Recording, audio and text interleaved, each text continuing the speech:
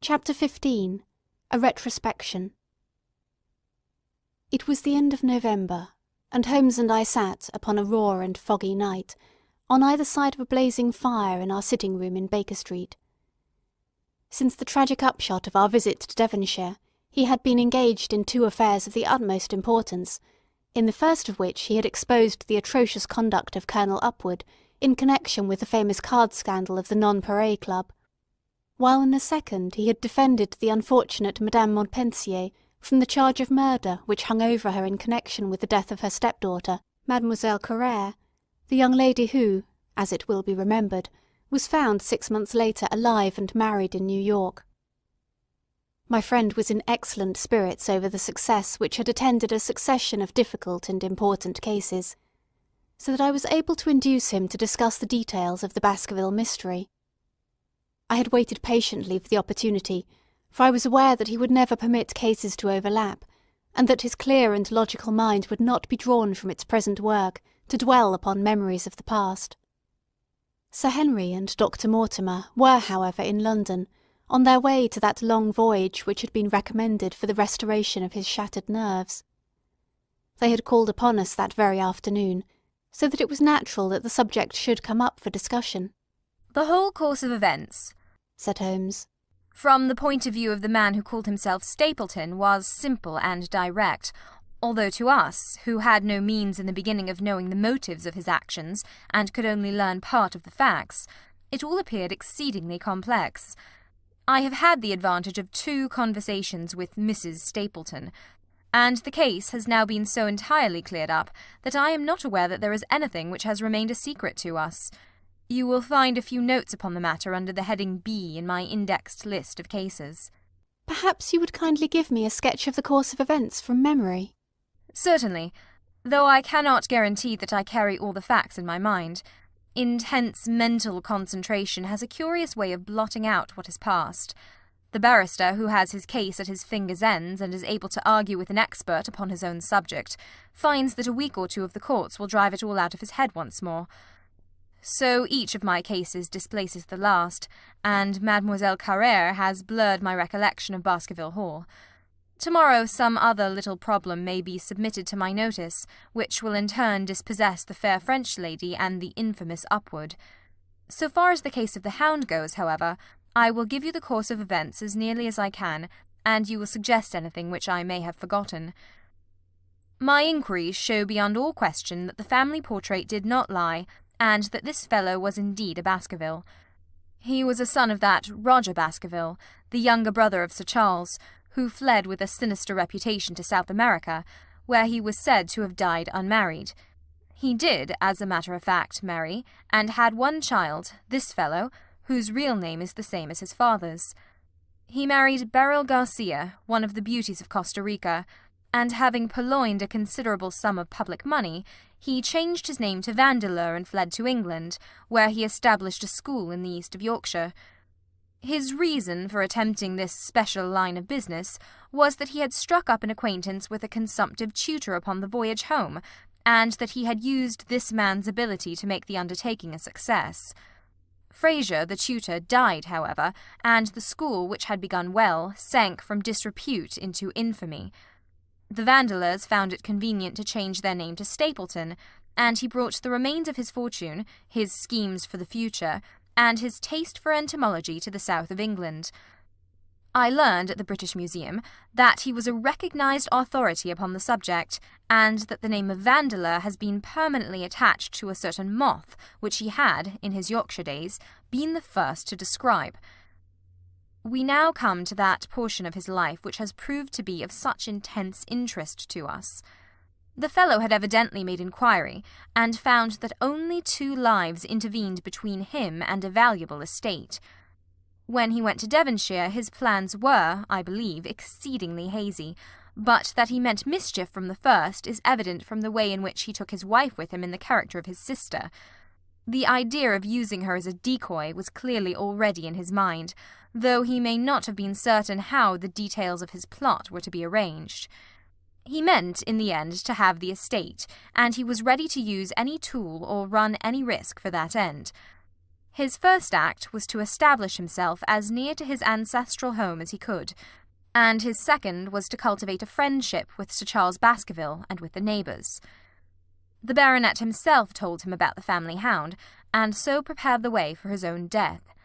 Stapleton, as I will continue to call him, knew that the old man's heart was weak and that a shock would kill him. So much he had learned from Dr. Mortimer. He had heard also that Sir Charles was superstitious, and had taken this grim legend very seriously. His ingenious mind instantly suggested a way by which the baronet could be done to death, and yet it would be hardly possible to bring home the guilt to the real murderer.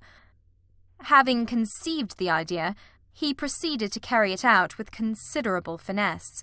An ordinary schemer would have been content to work with a savage hound. The use of artificial means to make the creature diabolical was a flash of genius upon his part. The dog he bought in London from Ross and Mangles, the dealers in Fulham Road. It was the strongest and most savage in their possession.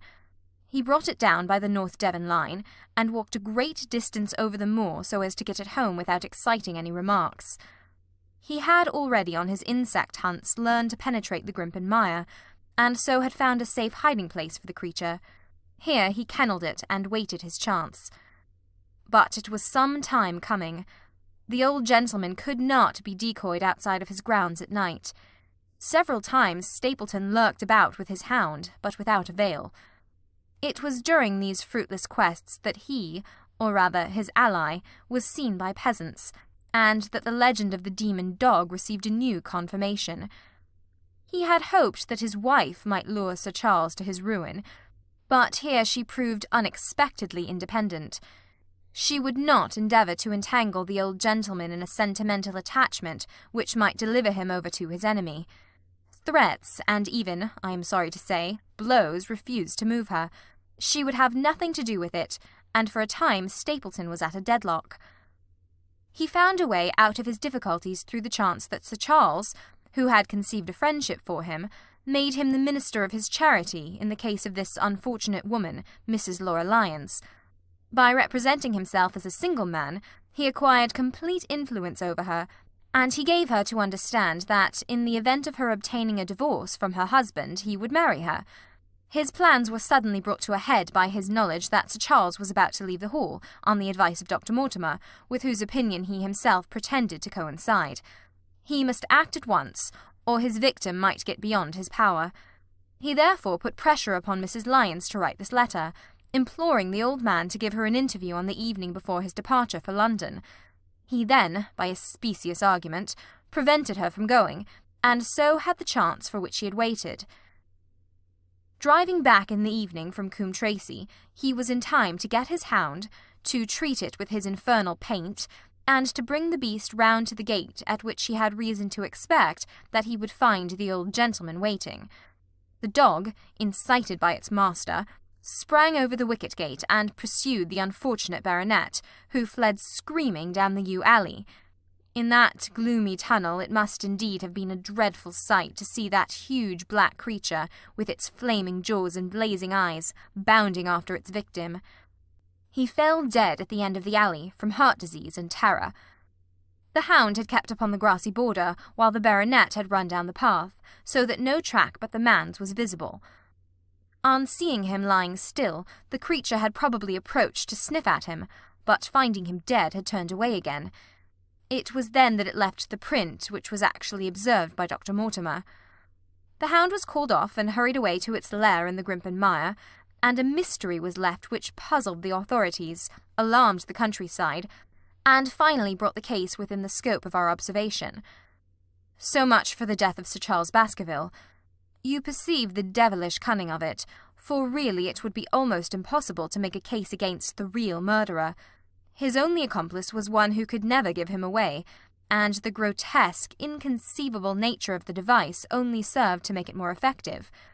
Both of the women concerned in the case, Mrs. Stapleton and Mrs. Laura Lyons, were left with a strong suspicion against Stapleton. Mrs. Stapleton knew that he had designs upon the old man, and also of the existence of the hound.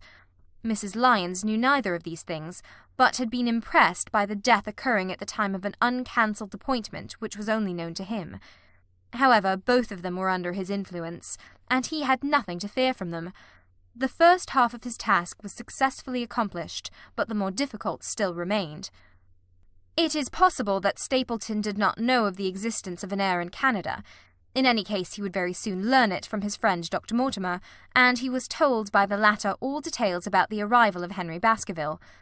Stapleton's first idea was that this young stranger from Canada might possibly be done to death in London without coming down to Devonshire at all. He distrusted his wife, ever since she had refused to help him in laying a trap for the old man, and he dared not leave her long out of his sight, for fear he should lose his influence over her. It was for this reason that he took her to London with him.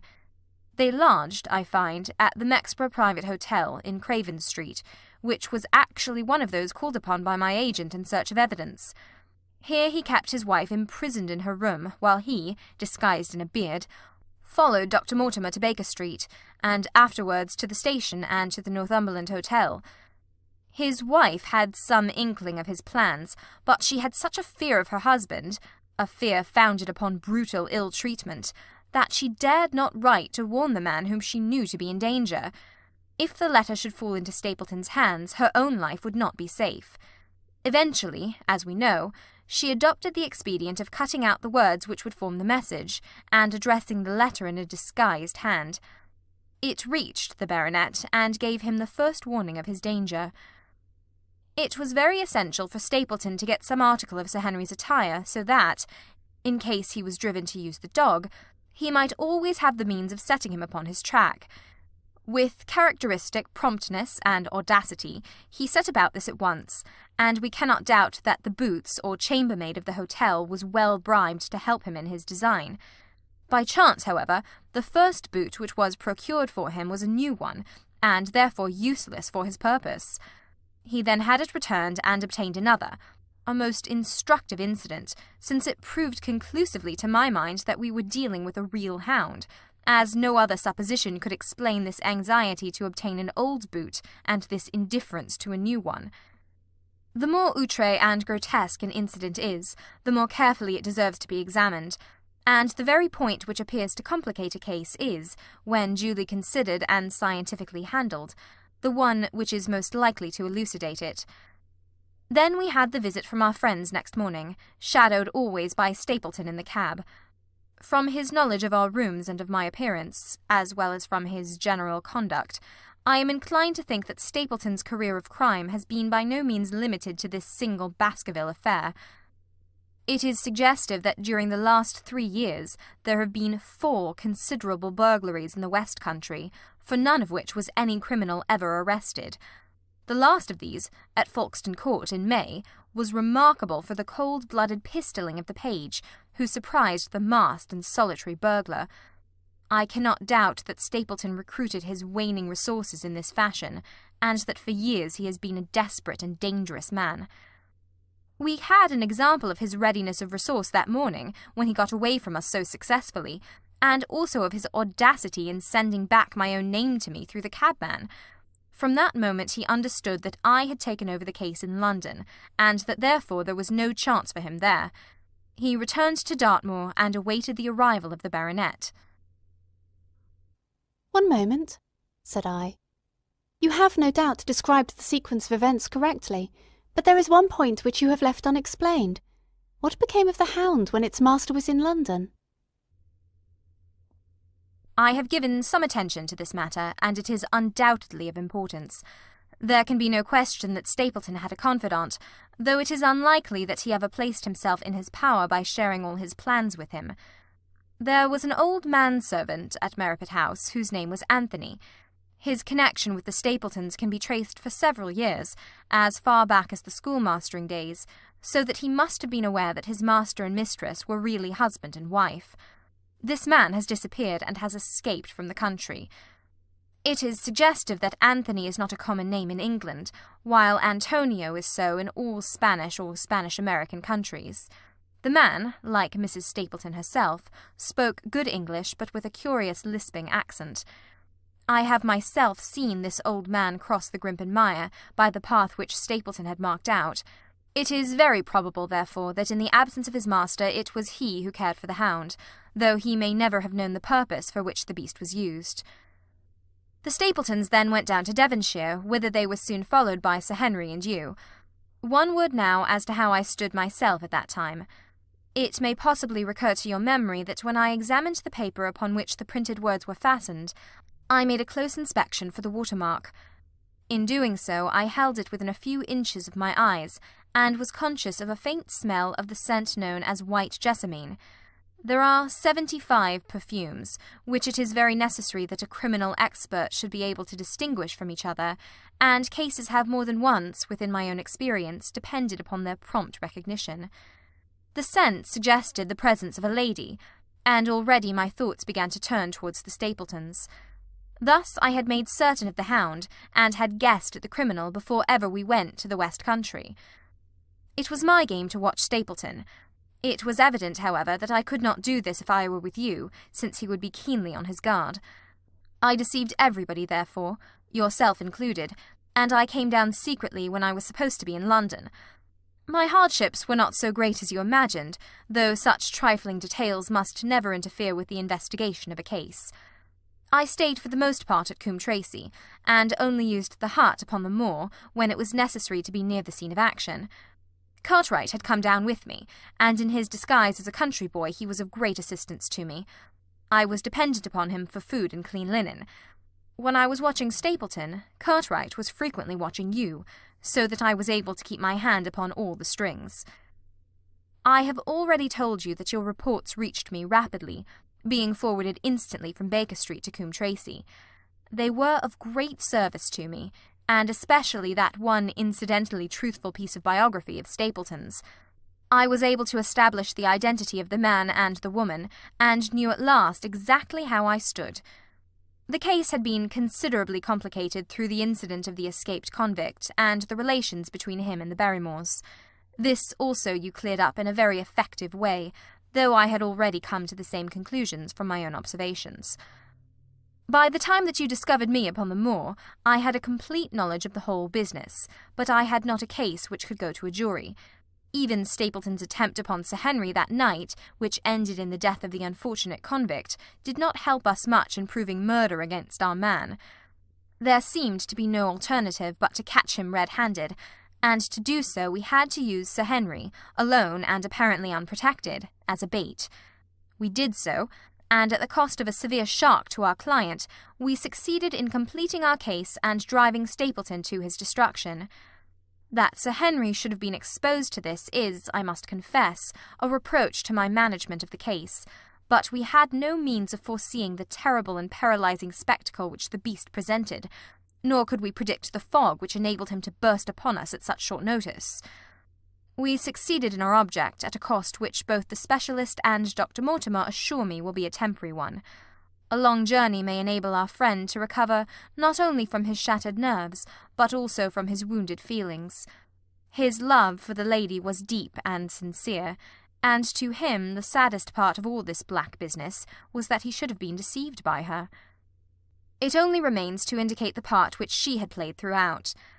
There can be no doubt that Stapleton exercised an influence over her, which may have been love or may have been fear, or very possibly both, since they are by no means incompatible emotions. It was, at least, absolutely effective. At his command she consented to pass as his sister, though he found the limits of his power over her when he endeavoured to make her the direct accessory to murder. She was ready to warn Sir Henry so far as she could without implicating her husband, and again she tried to do so. Stapleton himself seems to have been capable of jealousy, and when he saw the baronet paying court to the lady, even though it was part of his own plan, still he could not help interrupting with a passionate outburst which revealed the fiery soul which his self-contained manner so cleverly concealed.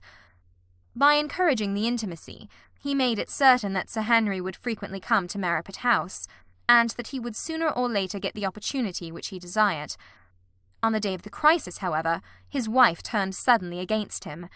She had learned something of the death of the convict, and she knew that the Hound was being kept in the outhouse on the evening that Sir Henry was coming to dinner. She taxed her husband with his intended crime, and a furious scene followed, in which he showed her for the first time that she had a rival in his love. Her fidelity turned in an instant to bitter hatred, and he saw that she would betray him. He tied her up, therefore, that she might have no chance of warning Sir Henry, and he hoped, no doubt, that when the whole countryside put down the baronet's death to the curse of his family, as they certainly would do, he could win his wife back to accept an accomplished fact, and to keep silent upon what she knew. In this I fancy that in any case he made a miscalculation, and that, if we had not been there, his doom would none the less have been sealed. A woman of Spanish blood does not condone such an injury so lightly. And now, my dear Watson, without referring to my notes, I cannot give you a more detailed account of this curious case. I do not know that anything essential has been left unexplained. He could not hope to frighten Sir Henry to death as he had done the old uncle with his bogey hound. The beast was savage and half-starved. If its appearance did not frighten its victim to death, at least it would paralyse the resistance which might be offered. No doubt. There remains only one difficulty. If Stapleton came into the succession, how could he explain the fact that he, the heir, had been living unannounced under another name so close to the property? How could he claim it without causing suspicion and inquiry? It is a formidable difficulty, and I fear that you ask too much when you expect me to solve it. The past and the present are within the field of my inquiry, but what a man may do in the future is a hard question to answer. Mrs. Stapleton has heard her husband discuss the problem on several occasions. There were 3 possible courses. He might claim the property from South America, establish his identity before the British authorities there, and so obtain the fortune without ever coming to England at all. Or he might adopt an elaborate disguise during the short time that he need be in London. Or again, he might furnish an accomplice with the proofs and papers, putting him in as heir, and retaining a claim upon some proportion of his income. We cannot doubt, from what we know of him, that he would have found some way out of the difficulty. And now, my dear Watson, we have had some weeks of severe work, and for one evening, I think, we may turn our thoughts into more pleasant channels. I have a box for Les Huguenots. Have you heard the De Resques? Might I trouble you, then, to be ready in half an hour, and we can stop at Marcini's for a little dinner on the way. End of chapter 15. End of The Hound of the Baskervilles by Sir Arthur Conan Doyle.